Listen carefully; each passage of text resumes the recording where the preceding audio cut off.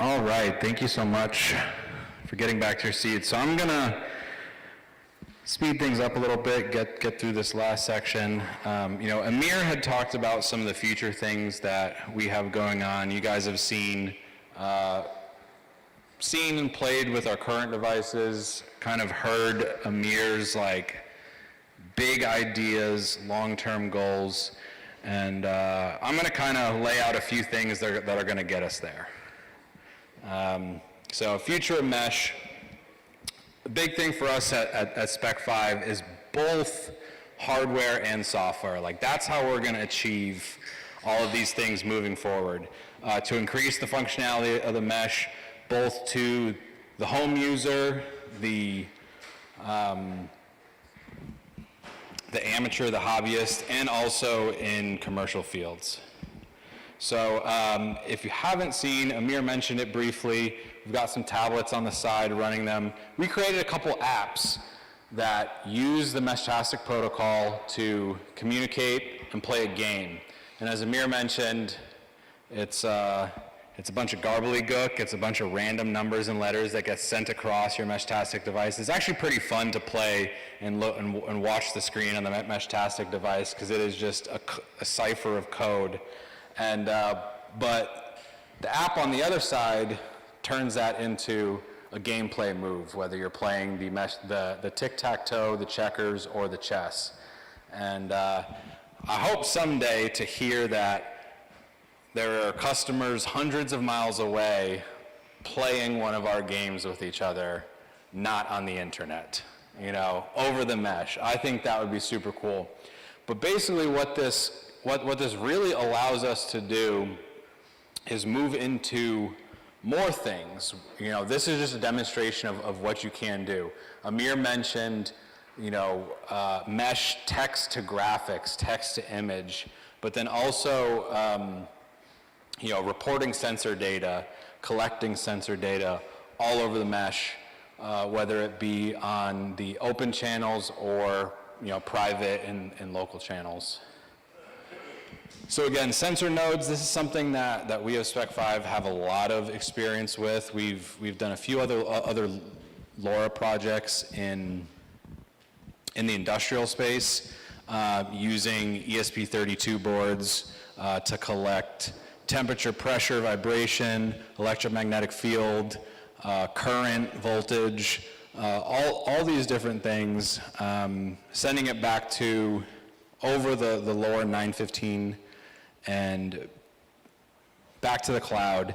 And there's definitely going to be ways to incorporate MEHSCON into this, both in a way that everyone can consume and use this data in a meaningful way, and then also in the more private sense of I've got sensors on my property, sensors in my town that I don't want everyone to see, but I want some people to see. The other thing we've already been prototyping is mesh control devices. So using the MEHSCON radio to control an electrical relay to turn on and off devices. So lights, sirens, maybe a garage door, maybe a gate, all done over the mesh.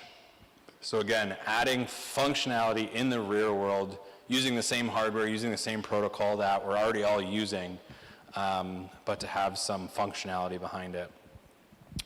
The relay family, so our relay is the device here that you would mount permanently on your home. We want to expand that to vehicles. We've got a couple prototypes of vehicle-specific devices for the relay, magnet mounts and such, as well as adding more no phone comms integration in with this device. Software-defined radios, adding the IP Wi-Fi and LAN connection to these devices so that you can not just hop over MEHSCON, but hop over the internet. Fully configured, ready to go, keeping it really easy for the user to, again, expand the mesh. And then the multi-protocol devices. This is probably the thing that I know Amir is most excited about. The use of software-defined radios, the Nomad, which some of you have seen, is just the beginning of that. I personally just still do not know how to use a software-defined radio, but I will be learning that very soon. We are also working on a device that incorporates an FRS radio, family radio service radio, and a MEHSCON node inside. So one device, MEHSCON comms, and licenseless audio comms. So again, we're trying to remix different functionality to bring in different users and hopefully bridge some gaps and bring more people into the space in general. And then last is support for reticulum. So that's another mesh networking protocol that we're going to be getting into. We're going to be supporting, and the idea is that we don't know if MEHSCON is forever. We hope it is, but we want to make sure that we are supporting multiple protocols, the ones that are the most useful, and having hardware and software that hopefully interacts with all of them. And the Spectre. A lot of you guys are pretty excited about this one. Simply put, it's an Android phone and a mesh radio together. Baby little phone. It's a 2.5-inch screen. Super cheap, fits in your pocket. Spectre, you know, James Bond, little sneaky little thing in your pocket, right? So again, really cool software development opportunities because it's an Android phone. You know, we're going to give it to you preloaded with the MEHSCON app, with the current SpecFive game apps, and as we continue to release these applications for Android, and hopefully soon we'll be rolling out or we'll get approved to have the Apple specific apps. We're going to add functionality to that. So voice to text and text to voice, how cool would that be? The phone takes in your voice, the app converts that to text, automatically sends that over the MEHSCON network. Amir has this crazy idea that you could train a small model on your voice, send someone on the other side of the world the model for your voice, so when you get the MEHSCON, when the receiver gets your MEHSCON message, it's played in your voice. Really neat things, really neat things. And again, you know, working with the reticulum ecosystem and making it more accessible for users already using MEHSCON, users already using, you know, Android and iPhone devices. And then hypermesh. Amir touched on this briefly. I'm gonna expand on it a little bit. But again, we're creating a very similar mesh protocol to MEHSCON that's completely closed sourced, mainly going to be used for commercial and potentially some government military stuff. But I think in the long run, we will be able to create a branch of it, open and accessible. And again, continuing with encryption, but being able to bridge multiple protocols, I think is going to be really interesting, so that in the event, say, one protocol goes away, maybe we can be that in between and keep the devices on the network going. I was having a conversation with James about Gotenna, who completely kind of pulled the wool out from all of their consumer customers to focus on military and government comms, and that's something that we don't want to do. That's not what we're about. We want these devices and these protocols to be used to improve life in general, to improve communication, and keep everyone safe, happy, and healthy. And then also, one of the things that current mesh protocols really don't do well is content payload delivery. So HTML and vectors wrapped into the mesh protocol. That's something that we want to have the software and the hardware capability on either ends of the mesh or points in the mesh to do that. Currently, we're working on a no app version. So instead of having an app that you have to download, you are just logging into an IP address in your web browser. No app. So that means you can run it on any type of phone, any type of computer that has a web browser. You can just go into it. So again, that's going to make it easier for any user to pick this up on any device, whether it's Apple, Windows, Linux, and then even devices that are really locked down, your military type devices. It should be very easy for anyone to connect to this. And then being that way, we can also customize the UI, both what it looks like, its workflows, and have custom prepackaged messages so that we can tailor it to the group or the specific company who's going to be using this. And that is the end of my presentation. So yeah, we're hoping to have HyperMesh available to demo in the next couple of weeks. We might even give that out to a few people to do some testing and development on for us. Again, a lot of exciting things, and we are so thankful that everyone came out today to be here. So we were going to do a panel and have a couple guys sit up here, but I quickly realized earlier this morning that everyone's pretty vocal. Everyone likes to speak up and share their opinions and chat, and that is great. That's exactly the type of people that I want to talk to, because that's how I learn. So instead of having a few guys sit up here, we've got a couple questions, and I say we just go through them and let everyone raise their hand and answer their questions, and let's just keep this a very open discussion, because I think those are the most productive. So, so the first question, the mesh networking scene, particularly with the growth of MEHSCON, has really taken off. What do you think excites people about this? Is it a fad, or is it a long-term interest?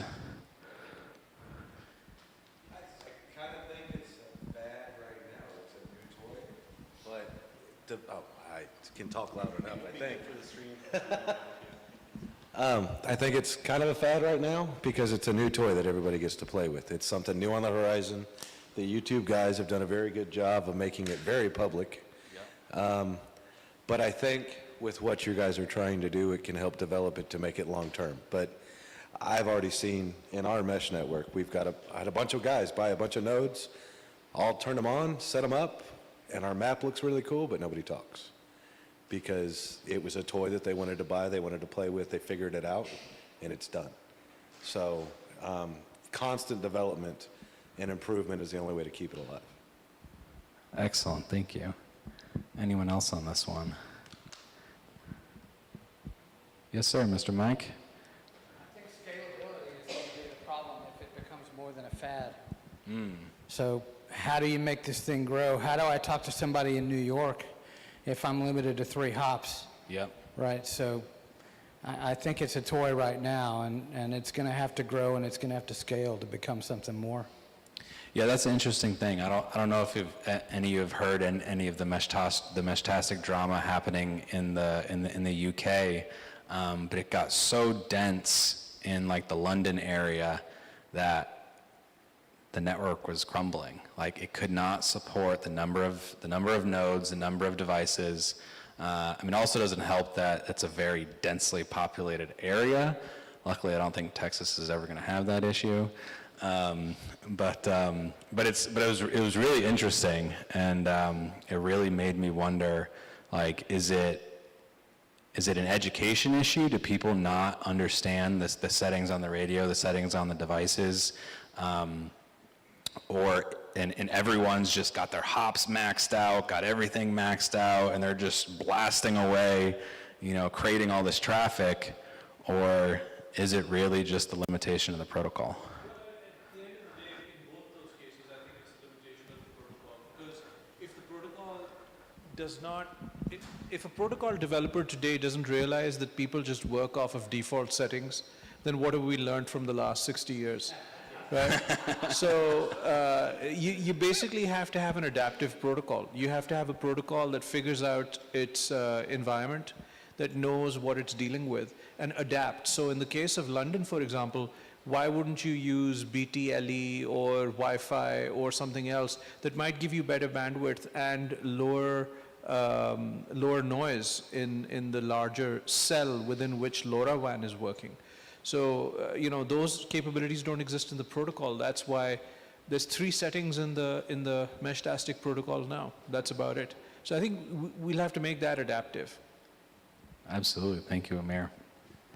Anyone else on this one? The next question kind of ties in. What do you think needs to happen with the tech and with the community to take mesh networks to the next level of adoption and usefulness? All right, we've got Greg and then Jason in the back. Hi there. I usually don't need this. I've got a big enough mouth. Yeah. 2 things. Number one, for it to continue to grow, it's got to get more popular with fixed nodes. In our area, as far as we can tell, we got a bunch of people driving around with them that are useless because it's not building the network. It's just transferring. And then the other thing is to make it a little bit more useful, at least for us, is like a Wi-Fi mode where we could connect 2 or 3 cell phones or computers To a single node. Because right now we have to run 2 Yep. to do what we want to do. So HyperMesh will support that out of the box because it's going to be a multi-threaded, multi-request capable web server. So you'll be able to have multiple nodes and multiple users tied to the same device, log in to the same device and be able to run 3 simultaneous sessions. The radio will still show you what the radio will show you because the range on that one node will be limited.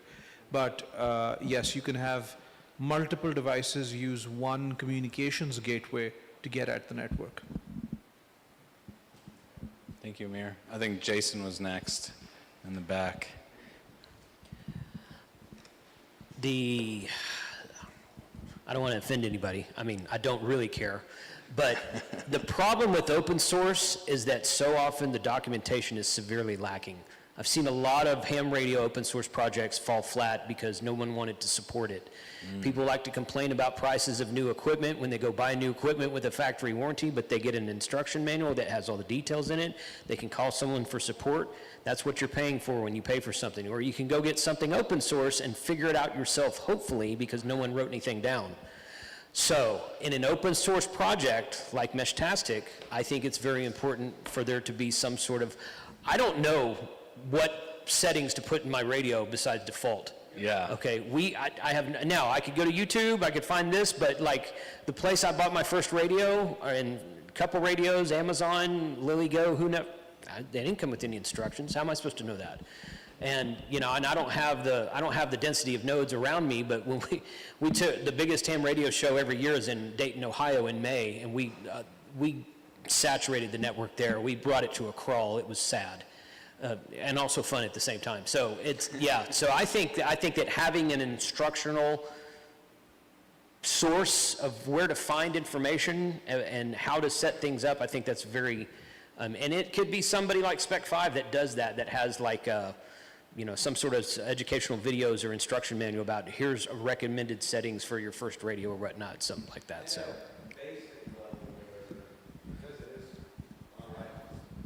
Right.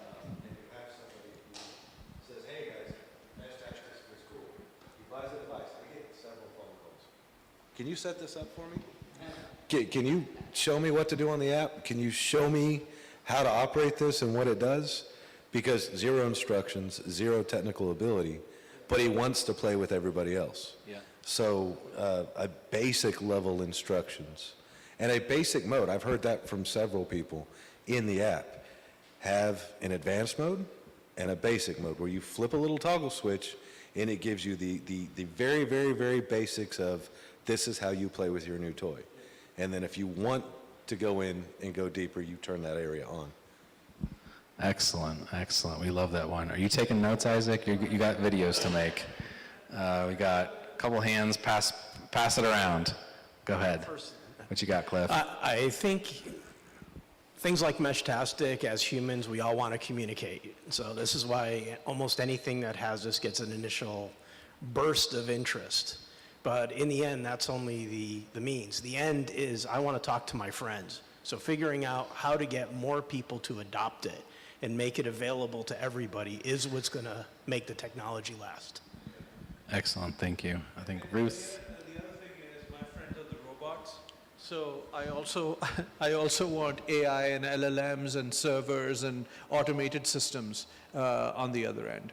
You know, in other words, right now, there's really nothing to do on Meshtastic other than send a message and hope somebody sees it and then write something back.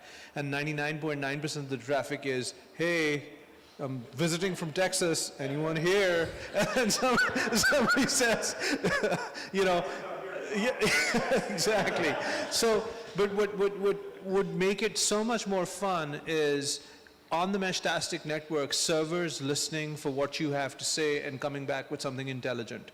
Like LLM nodes that are accessible, encyclopedias that are accessible. We were earlier talking about Waze and Gopher and Archie and all of this.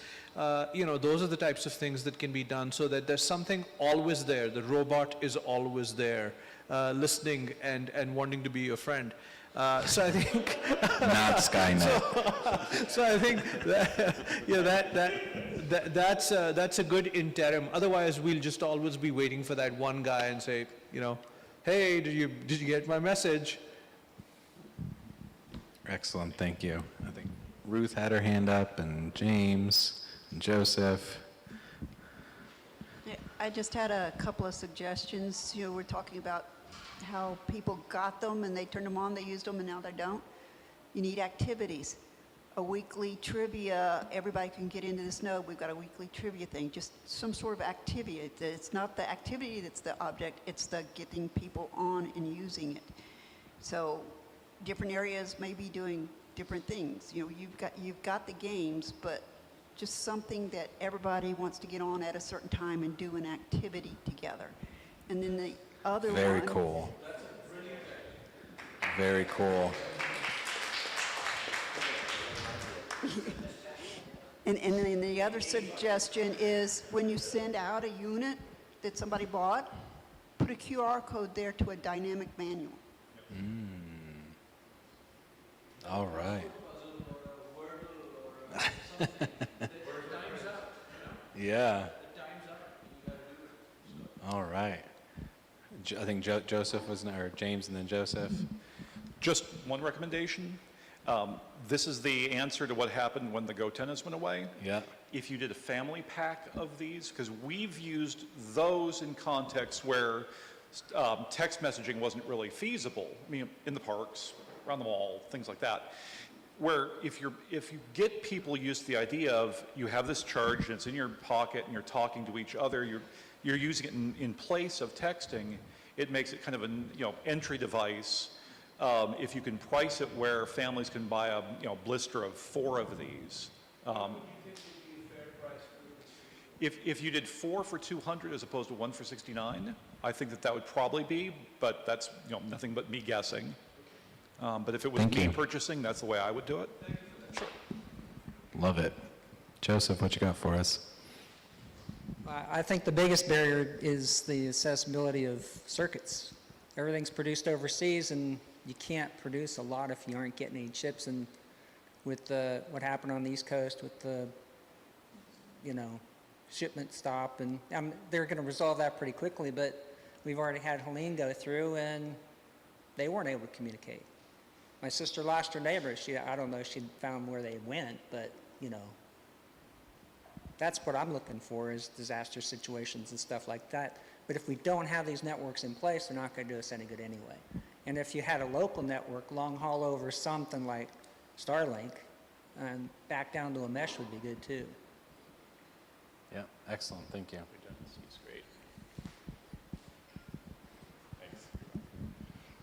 I don't know if you guys realize this, but this is ham radio. And what I mean by that is, this has all the same problems that ham radio has, right? This is a solution waiting for a problem. right? I mean, you can't keep devices in-house because there's a disaster in North Carolina, right? Solution for a problem. So it's not, I think, unlike any other communication capability, if everything's working, everyone's going to use their cell phone, right?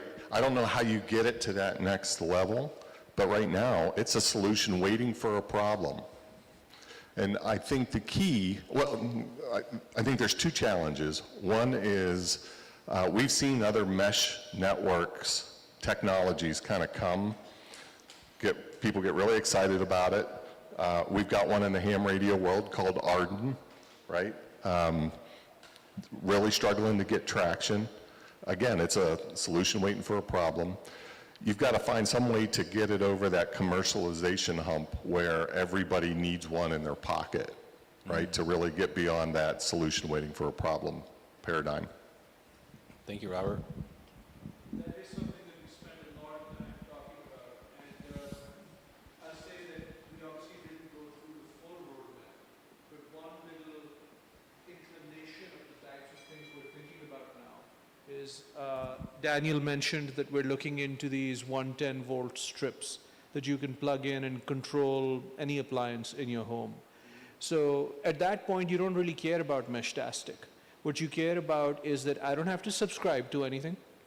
I don't have to, don't have another monthly, oppressive thing to go deal with. Or Google. Or Google or Apple or any of the other, horsemen of the apocalypse. And you can just have this, own it, it's going to stay in your home, and you can control it any way you want. And we keep adding sophistication. So that's just one example. Now, if you're, and it's in the home, but like if you're an agriculturalist, if you're a rancher, if you're running some kind of a inventory business which requires you to keep track of inventory, almost any of those things, zero SIM, zero charges, and all of the functionality right there. None of those people care about MEHSCON. All of them care about really cheap, reliable tracking. So that is a direction with the 110-volt strip that we'll be going in, and you'll see lots of other things. The family pack, if you think about it, is another example. None of these families buying the pack will probably care about the underlying protocol. They'll care about the functionality they get. But you couldn't be more right. This is a discussion we have all the time. The hobbyists care about the technology. The users care about the application. And how many more applications can we give them? Right now, the only application is, hey, is anybody there? And that's enough for the hobbyist. It's not enough for anybody else. Excellent. All right, I'm going to jump down to another question, and we can just keep this thing rolling. Personal best. How are people doing with transmission ranges? How many miles have you gone? Have you crossed 50 miles? Have you crossed 100 miles? Right now, we have 12-mile stable connections on the backbone of our network. Through hops, we can get all the way across town, but 12 is what we found is completely reliable. Anything outside of that, it starts getting buggy. Excellent.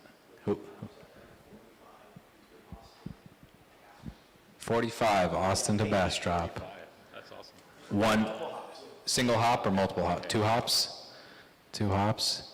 One day from my house in Bertram, I hopped off of a node in Wimberley, and then it got me all the way down to San Antonio in 3 hops, which was really cool, like 170 miles or something, 3 hops.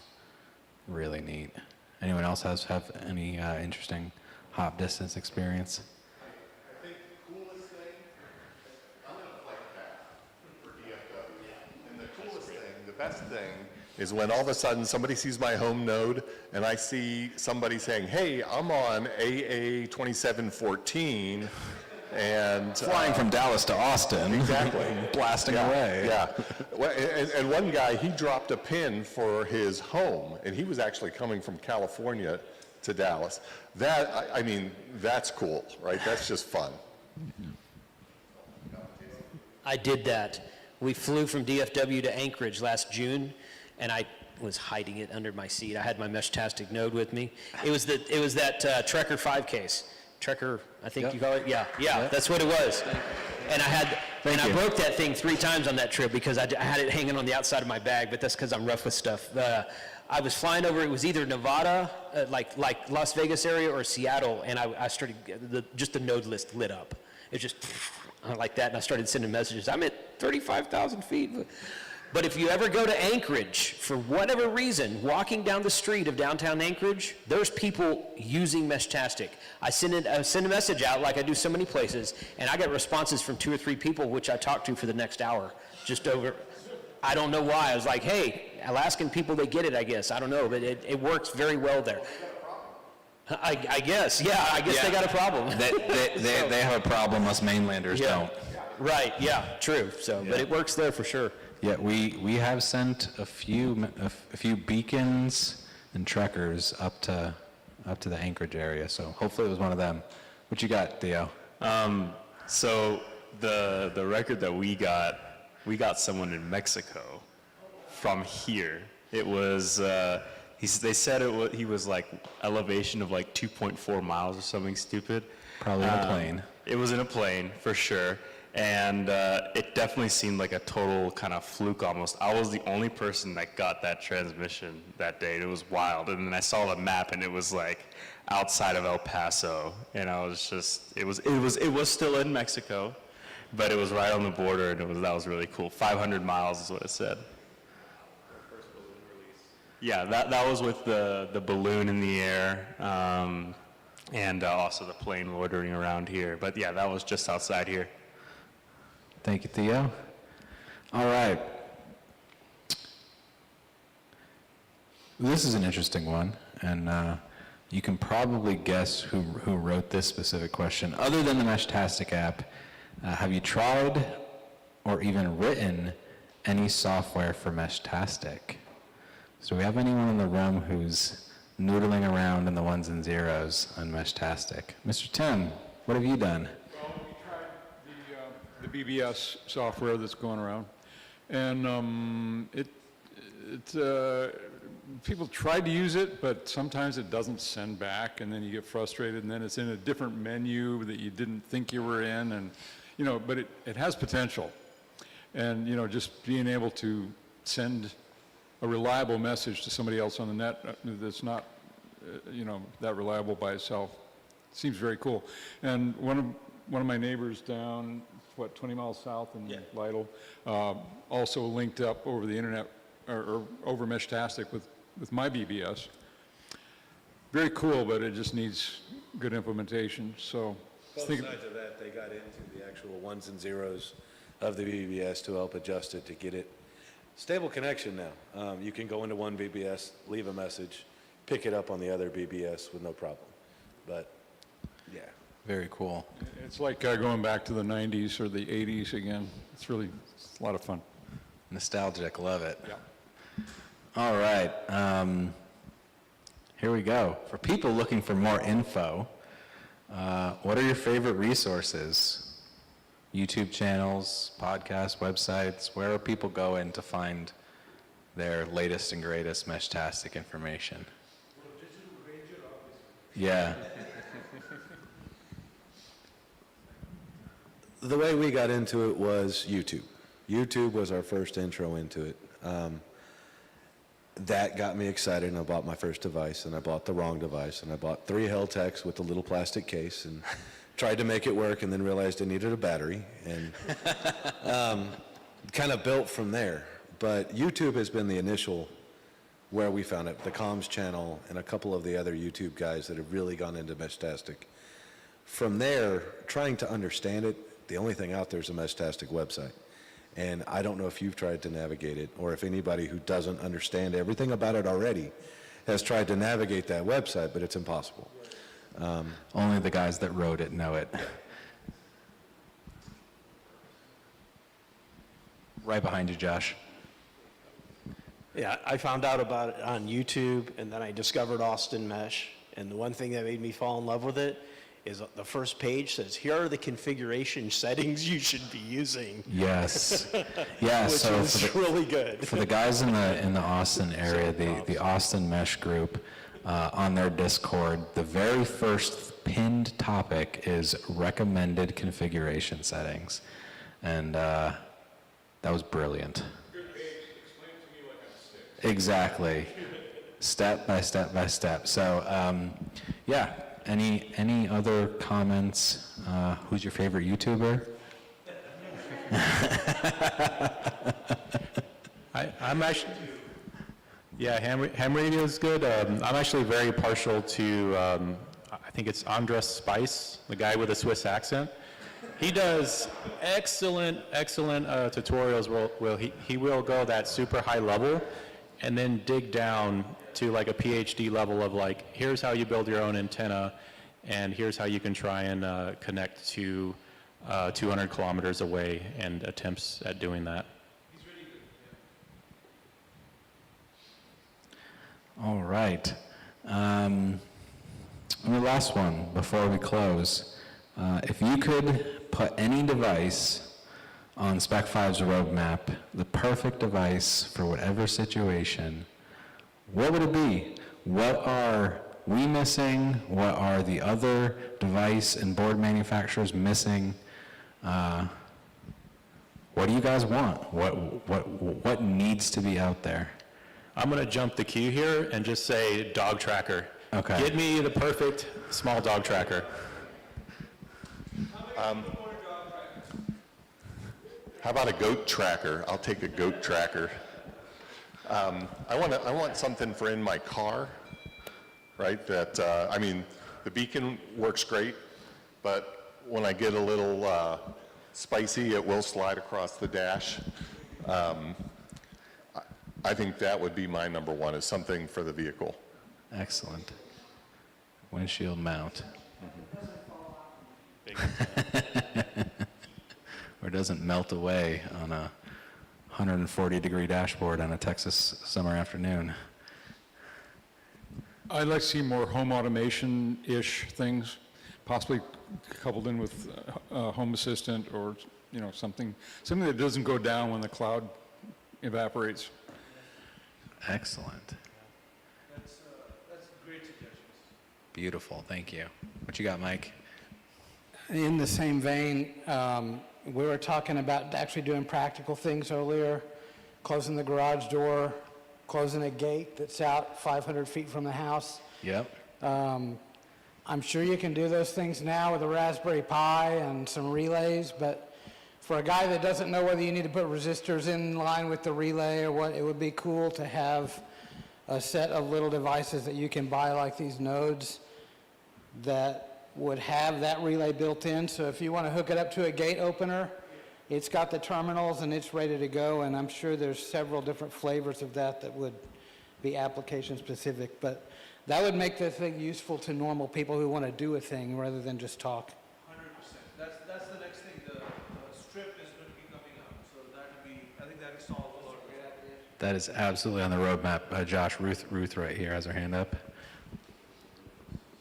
If you're talking trackers, Alzheimer's. Ooh, I hadn't With- even with thought a about panic that. button.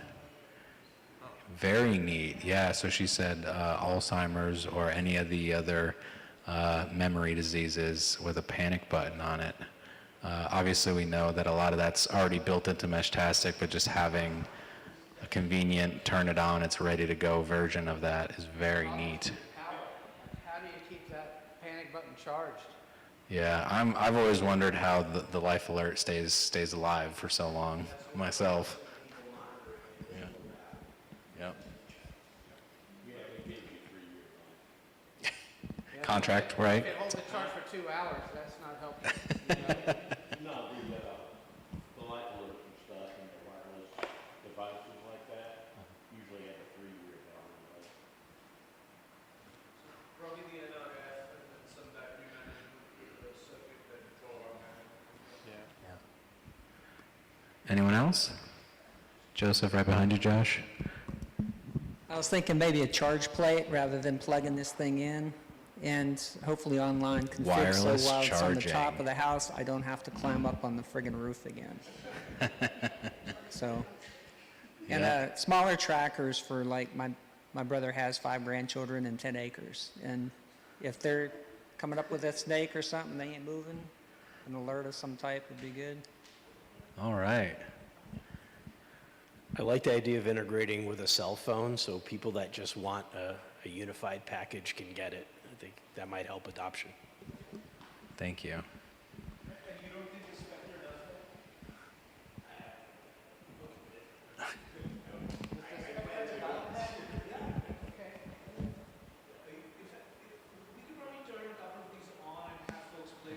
Yeah, I've got one sitting over there.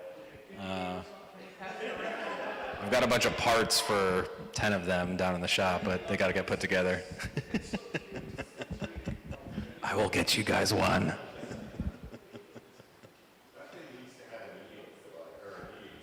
Oh, yes. Robert and I have had this conversation. I'm a big fan of e-ink screens. If anyone doesn't know what an e-ink screen is, it's basically like instead of a LCD screen that you have to light up all the little pixels, when you turn on a pixel, it stays on until you wipe it. So kind of, yes, absolutely, Etch-a-Sketch. So they've now moved from just black and white to colors, and they've got all the beautiful options. And the reason why it's extremely significant for MEHSCON devices is because they take very little power. Only when you refresh to change what is on the screen is when you have to power it, which is cool because you can then leave your last message on the screen forever. Even when the battery is off, that screen stays populated with that message. So it's really neat. I love an e-ink screen. I've been paying attention to all the little devices that have them. And yeah, we will definitely be incorporating those into some of our devices in the future.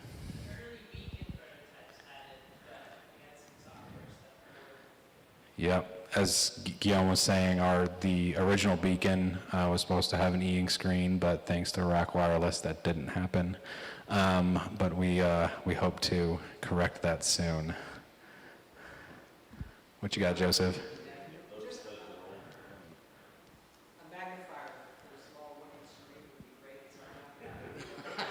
Whoa, so we have actually, yeah, so there is a bigger than 1-inch screen, and yeah. Okay.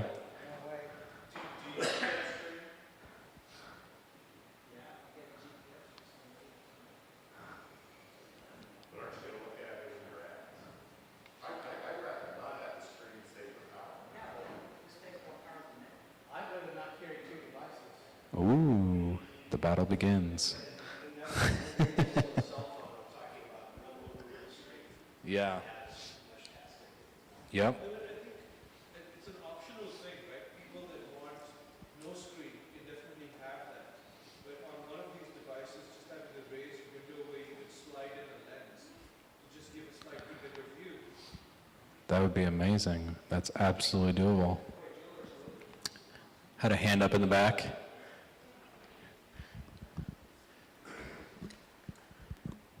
So in another life, a long time ago, I worked with this GPS protocol called RTK, it's real-time kinematic. And basically you had to get, under a tenth vertically with GPS and under 500ths horizontally of a foot, you had to have corrections from a base station, right? And that came off of a known point.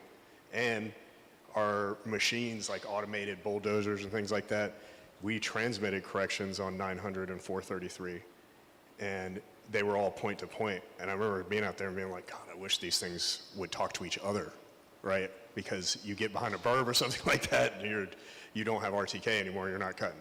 You know what I mean? That's really accurate GPS. It has like things like drones doing deliveries and where they have to be really precise, like down to a centimeter. RTK would be more important. And there's been like a lot of efforts to have like networks of corrections in cities and things like that. expensive subscription-based services, things like, if you could push RTK corrections with your device, you could do probably a lot cheaper than anybody's doing it right now. And, maybe make that available to developing nations, or, I don't know, cheap RTK would be important to a lot of people.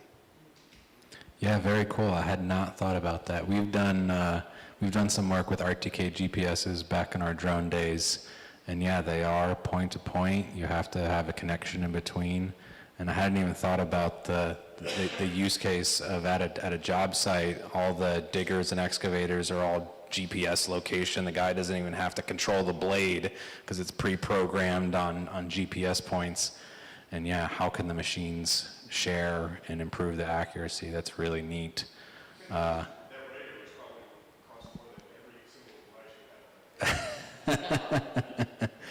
Yes, RTK GPSs are not cheap. Not cheap. Any other answers? Does anyone have any questions for the group or for us? Amir, you talked earlier about making the protocol adaptive.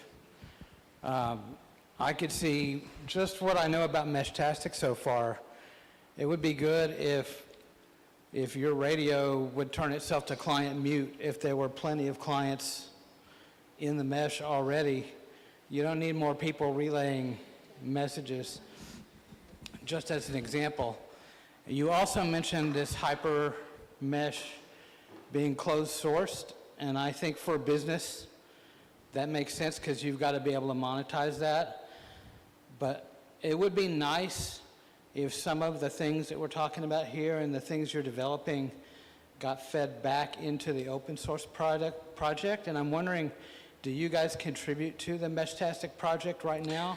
We don't contribute to the core protocol yet, but as I mentioned, the apps that we've built on top of MEHSCON are all free. As far as this, there's no in-app charges or anything. Anyone can go and download them for free. On the Hypermesh protocol, there's actually a number of reasons around closed source. One is because it allows us access to certain types of customers who are hesitant using something that's open source that anybody from anywhere in the world can contribute to, because then you've got to do these audits and do all of that stuff. So that's the reason why. Your other question was specific innovations. Would we consider sharing them and making them part of the ecosystem? For sure, yes. I mean, today the idea here is how do we make something that actually works at scale? And so the adaptive protocol element and the multi-protocol sharing is important for that. Some of those innovations, like multi-protocol, wouldn't make sense to have in all the protocols. It would just make sense to have in the controlling meta protocol, hypermesh. Right. But individual things like power control, turning something on or off, if that protocol supports that as a user controllable parameter, then sure, absolutely. Yeah. I can tell you, as someone who self-hosts software, and this off-grid comms appeals to me, but I would not run anything in my personal life that was not open source and transparent to the end user. No, absolutely. So closed source is out of the picture, but yeah. I hate to, well, I guess the community is going to miss out on that because that's a closed source product and they're not contributing back. Yeah, no, I don't think that the community is going to miss out on everything. I think some things, in order to keep the balance between a commercial customer base and their needs, some things, sure, won't be part of the open source version, but I don't think that every innovation we've discussed here needs to be implemented in that way. For example, specifically, the power control that you're talking about can definitely be implemented as an independent module and be available as part of an open source stack. Sure. Yeah. Thank you. Yeah, absolutely. Any other questions, comments? This is stupid, keeping in mind that I'm ignorant of this and just started learning the MEHSCON. What would be the basic settings? Like, I hear like the node mute and all of that, and MPT or QT, whatever, on and stuff. And, we've just been playing with the different settings. and stuff, but what would be the recommended settings on that, recommended number of hops, and all of that? Yeah, so in my experience and leaning on the experience of the local community, anything other than the client role is pretty useless unless you're in a very dense mesh. I've heard some reports of using some of the router roles in a non-dense mesh, and it doesn't route, where the client still does route and hop and share that message. So I think for the average person, sticking with the client role, again, the 3 hop limit, which is standard, again, for a dense mesh. Guys that live in Austin don't need more than 3 hops because they can get all the way around the city on 1 hop, maybe 2 at most. You know, we can get down into Austin on a good day with 1 hop from here. So you're really going to have to keep that set on where you are. If you're out in the middle of nowhere and there are only a couple devices around you, I would say crank up that hop limit and see how far you can go. You're not going to hurt anything. But when you're in when you're in really dense areas with a high hop limit, what's going to happen is it's not going to route the most efficient way. It's just going to hop across as many as it needs to. But with the hops reduced, it will only hit the number of devices that it needs to actually get there, instead of just going 1, 2, 3, 4, 5 all the way across. So it's really a case-by-case basis. And then I think the other thing, and Robert and I had talked about this, and they had mentioned it at their experience at Hamvention, using the different channel options. So you've got, you know, long fast, short fast, medium slow. You've got it's basically, you've got different distances and different speeds. And so in a scenario where, say, it's just you and your family on a piece of property, you and your family at an event, you probably just need to be on short fast, because you don't need to be blasting miles. You might be in a mile square area, and short fast should be enough for everyone to communicate. But if you're out at Big Bend and you're 30 miles away from anything, then yeah, you'll definitely want to be on long fast, and maybe you'd even want to switch to long slow to kind of prioritize the distance rather than the speed. Now, if somebody's on long fast or long slow, can they communicate? No. Yeah.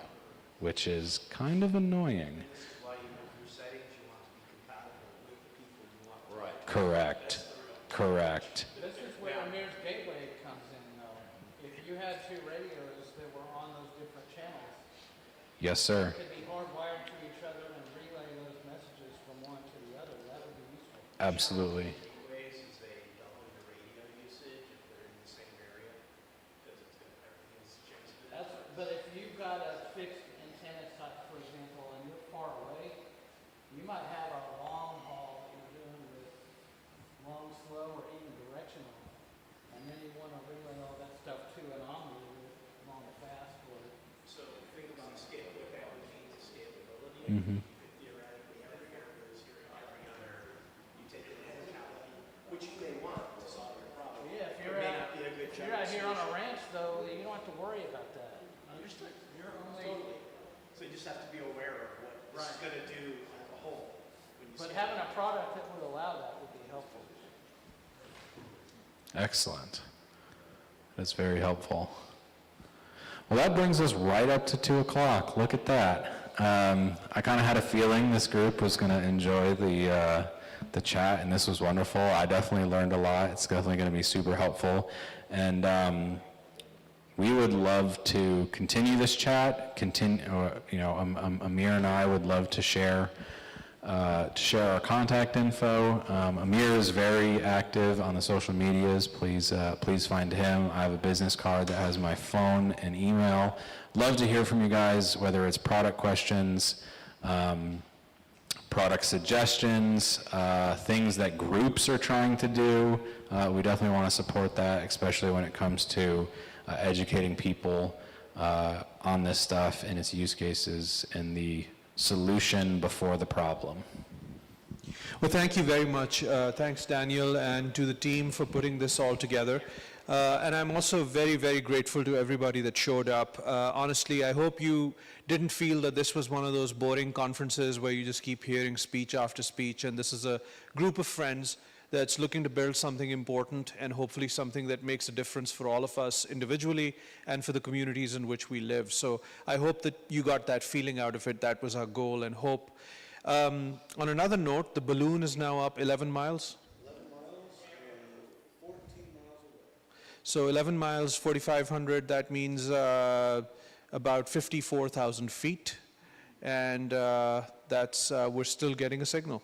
So yeah, we've got a little baby satellite up there that we all contributed to. So that's, yeah. You know, just for the heck of it, we should have taken like some Chinese symbol and put it on the side. Carl, shoot it down first. And then we could have advertised this as an F-22 show. So anyway, but I think it's all good. This was super fun. I'm so glad I got to meet all of you. Thank you very, very much for coming. And all our contact information is available to you. You'll see lots of updates on the site. We also have a forum on the site. Anybody that wants to continue any of the discussions here, we're all active on the forum. Please come. You just register with, you don't have to tie in Google and this and that. You can just use whatever name you want to use. And please interact with us. And the ideas that you gave us, we're very grateful for. And hopefully we'll build them for you and you'll use them, enjoy them. So thank you. Thank you.